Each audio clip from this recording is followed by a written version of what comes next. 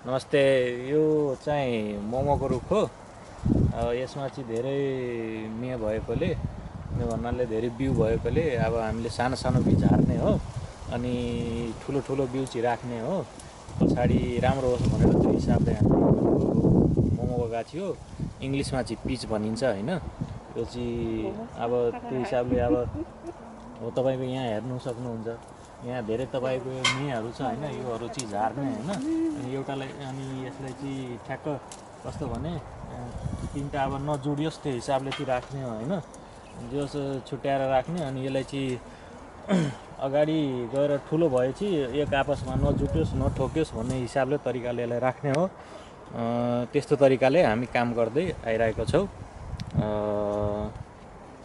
अरू चाहिँ अब त्यही हो, यो सबै गर्नुपर्ने हामीले, यो सब मेहहरू तोरी गर्ने, यो जति छ हाँगामा सबै हामीले त्यही गर्नुपर्छ है।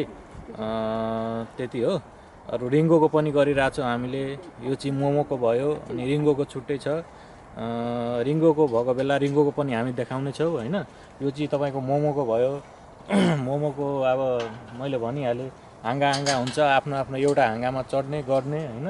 सबैको मेहहरू हुन्छ, यहाँ हेर्न सक्नुहुन्छ। यो सानो सानो हुन्छ, ठुलो हुन्छ, यो सबैले यस्तो यस्तो गरेर एउटालाई अब ट्याक्क यो अब एउटा भएपछि एउटा ठुलो हुने तरिकामा माथि गएर ठुलो भएपछि अब यो कहीँ ठोकिँदैन। यो जस्तै अब ठाउँ खाली छ, यहाँ एउटा भएपछि ठिक्क हुन्छ।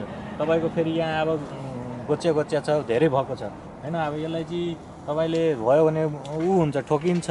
यो फेरि एङ्गल सेप पनि हुँदैन। त्यो भएर हामीले तपाईँलाई अब यस्तो छ भने यसलाई चाहिँ ठ्याक्क कस्तो गर्ने भने यस्तो गर्ने हो।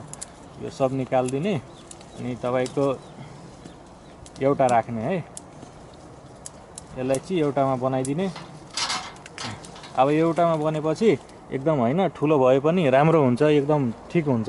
त्यो तरिकाले गर्दै जाने हो हामीले कि ठुलो भएर पनि उसलाई अप्ठ्यारो नहोस् हाँगालाई होइन, उसले लोड पनि सहन सक्दैन।